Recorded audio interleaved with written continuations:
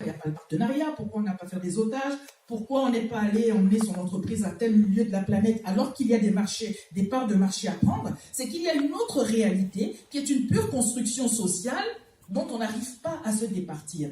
Donc, pour finir sur ce point, et cette fois-ci je vous donne la parole, ni l'entrepreneuriat, ni quoi que ce soit n'a à être ou féminin ou masculin, les choses sont ce qu'elles sont, mais en revanche, chaque personne, homme ou femme, prend la latitude de rentrer dans cette dimension, de la revisiter et d'apporter quelque chose. Parce qu'il s'agit d'apporter quelque chose. On va prendre quelque chose, on va mettre dans les poches. Ah, je sais ce que je voulais dire. Le trésorier. C'est toujours au tiroir caisse. Mais il a dit, je vais aller chercher de l'argent. J'ai fait, là où il y a des calculs, là où les sous rentrent, regardez bien, il y a plus d'hommes que de femmes. Je suis pour la paix des ménages. Mais tout de même, rougissez si vous pouvez. Vous comprenez ce que je veux dire? Donc, il y a une brave femme qui va faire des braves choses avec tout le monde. Et puis, à l'endroit sensible, crucial part, la situation se masculinise. En fait, ça nous parle. Si je m'en excuse, ça veut dire que je ne suis pas cohérente. Donc, je ne m'en excuse pas. Donc, voilà autant de préjugés. Oui, madame. Sur nos associations, on a plutôt les situations inverses. C'est-à-dire que au poste de tête en tant que président, nous avons à peu près 80% d'hommes. Et les femmes sont effectivement beaucoup plus dans les fonctions secrétaires, trésorières, certaines, mais c'est vrai que la plupart des présidents sont des hommes. Je suis d'accord avec vous, madame, et d'ailleurs nous allons décrypter cela. Pourquoi? Parce que quand on dit elle sera trésorière, c'est parce qu'elle ne va pas être présidente. Donc, ben oui, c'est pas parce qu'elle va mieux compter les sous. Non. Ça, c'est le petit placard associatif. Et il y a le président, il monte tout ce qu'il peut de torse. Le vice-président et le secrétaire général, tout ça. Et puis, bon, allez, puisqu'on sait qu'il y a la mixité, le genre et tout, bon, on va pas dire qu'il n'y a pas de femmes dans les organes de direction, on va mettre des femmes à la trésorerie. Mais la trésorerie, elle va faire quoi? No comment. Je voudrais vous donner la parole absolument. Alors, comment pouvons-nous faire pour aller vite et être efficace? Vous avez certainement des questions sur l'entrepreneuriat, comment entreprendre dans ce monde d'hommes, pour que nous puissions débattre sur ces points-là et avancer pour que je ne sois pas là en train de vous gaver uniquement. Il y a un micro qui va passer dans la salle.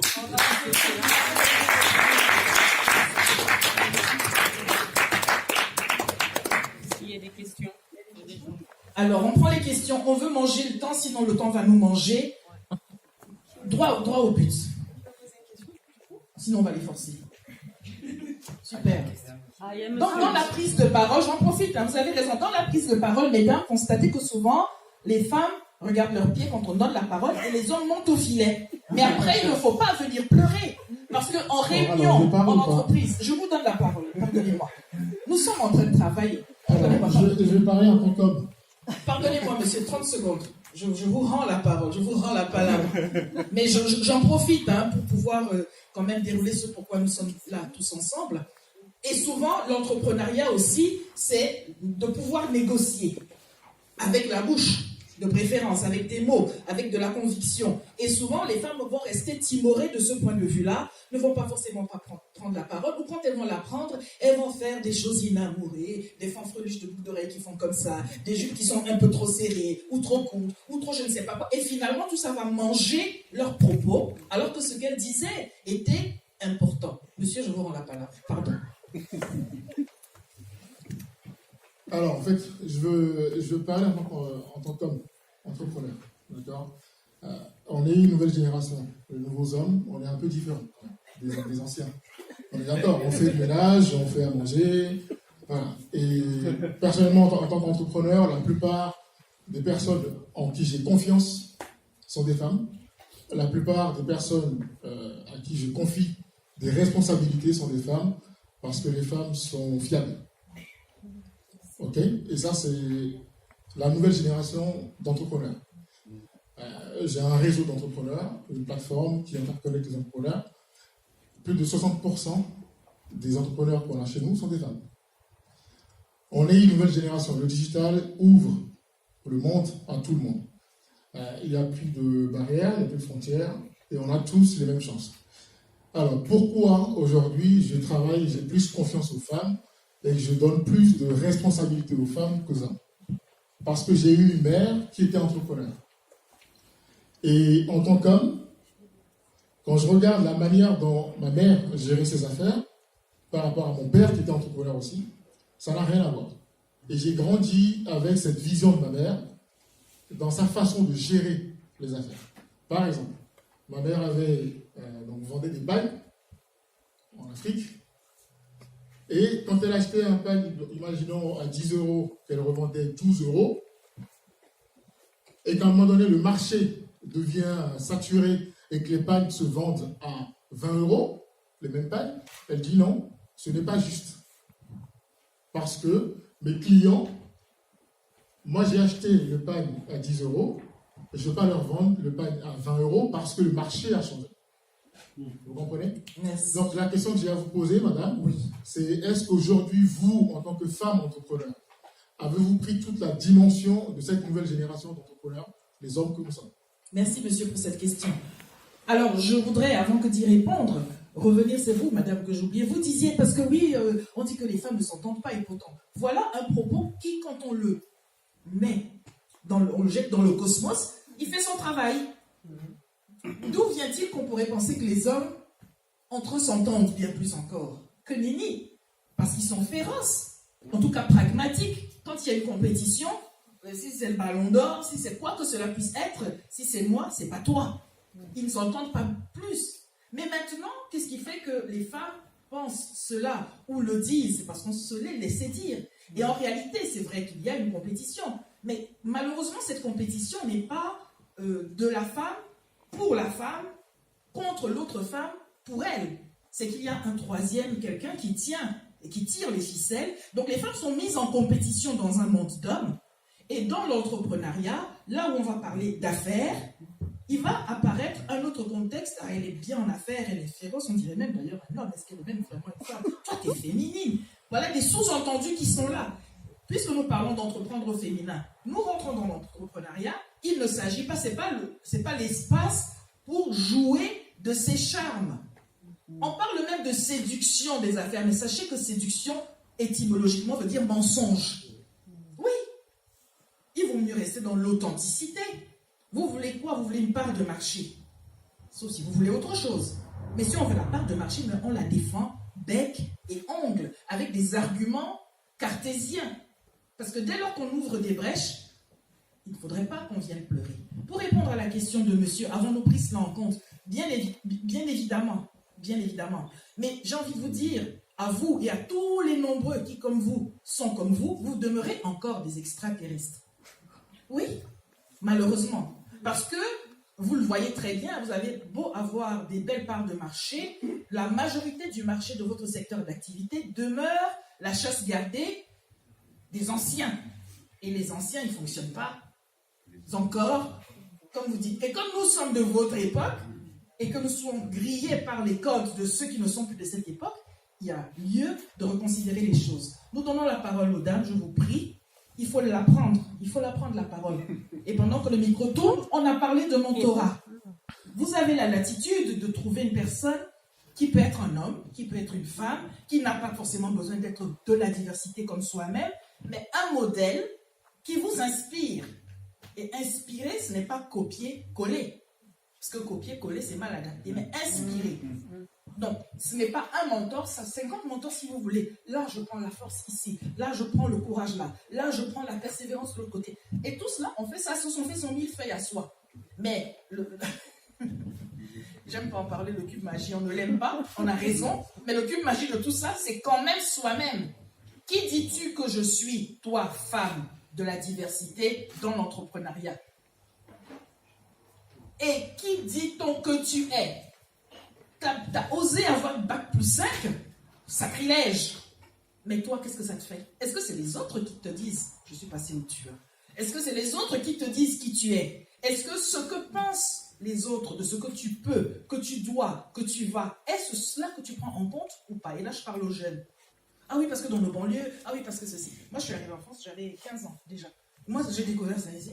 J'étais seule dans mon lycée, noir, Forges-les-Eaux, Normandie.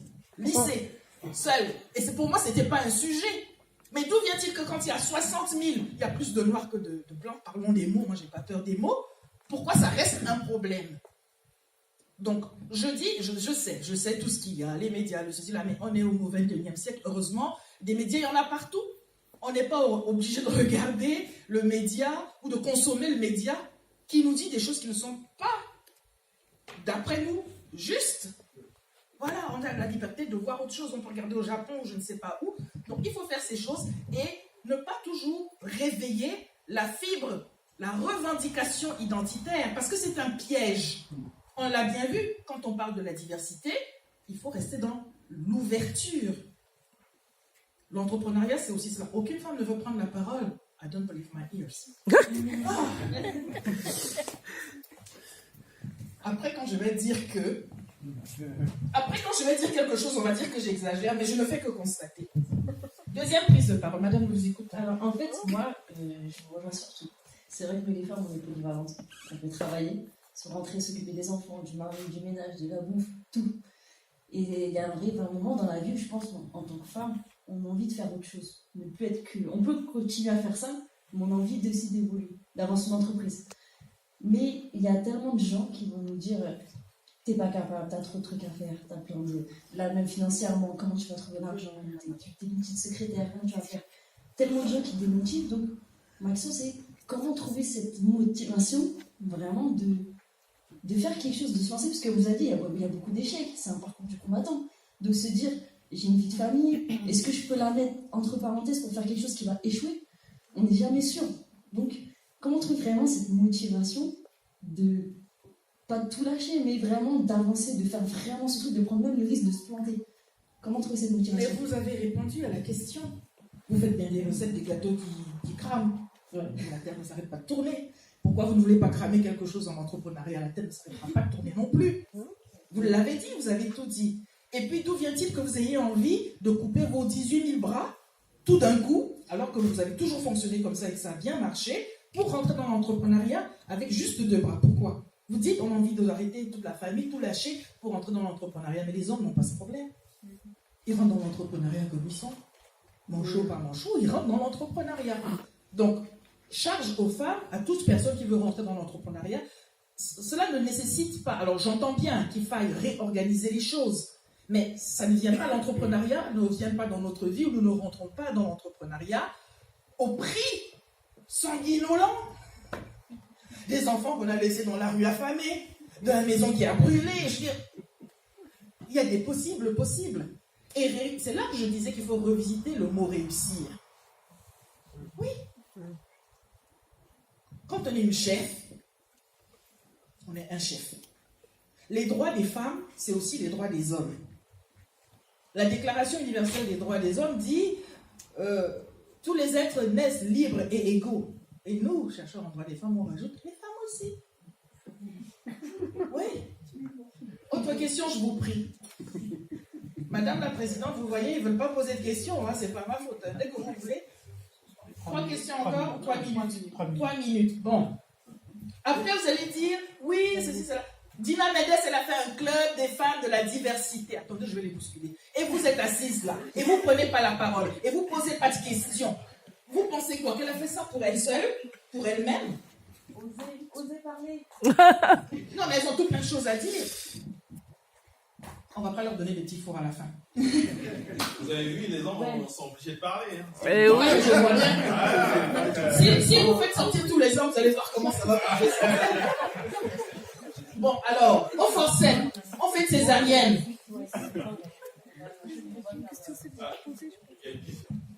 Il reste 2 minutes. Voilà, juste une petite question à la présidente et à vous également. 2 mots, entrepreneuriat et féminité. Parce que vous l'avez évoqué tout à l'heure. Voilà, c'est des choses qui peuvent être parfois compliquées. Donc, comment ça se vit? Comment on se met face à ça? Oui. On le garde, Bonne on question. l'assume, et on garde et on laisse de côté ce qui peut être un préjudice, parce qu'en face, on a un mal qui ne fait peut-être pas la nuance. Donc, à quoi? D'ailleurs, je vais prendre un exemple. Vous me permettez de prendre cet exemple? Absolument. De tout le début, là, tout à l'heure? Ah oui. Voilà. Donc, Dina me dit, monsieur Lady, oh, chère Lady, je vous embrasse. Je dis, non, monsieur, vous ne m'embrassez pas. Et voilà, et ça se conclut par un baisement. Pardon, hein, si pardon. Mais si nous voulons être dans la vérité des choses, voilà, il y a sans juger, ça prend tous les mots. Paternalisme, gentillesse, je ne sais pas quoi et tout ce qu'on veut. Non, monsieur, bonjour. Alors, l'entrepreneuriat féminin, pour répondre à votre question, de la courtoisie, pas de familiarité. Ouais. Je vous remercie.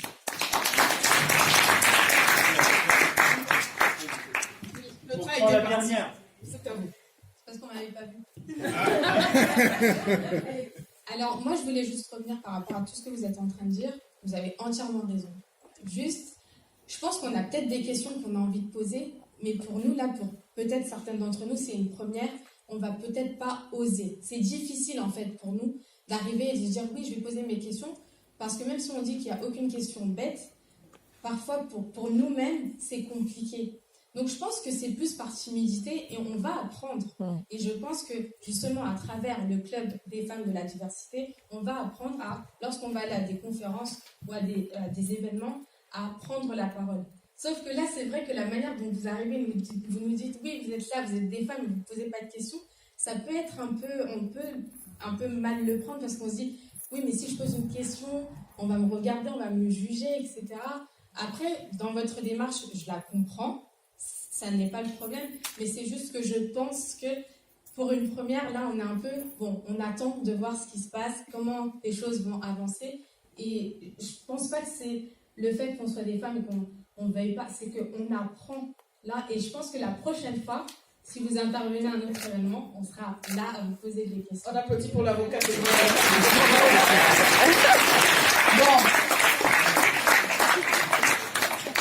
Rejetez votre honneur. Votre plaidoirie on a pris du temps, la salle, la commune, monsieur, tout le monde, les grèves, pour juste regarder et me dire que je mets la pression. C'est vrai que je mets la pression parce que j'ai l'habitude, je sais bien si je m'appuie. La césarienne, vous croyez que c'est quoi? Oui,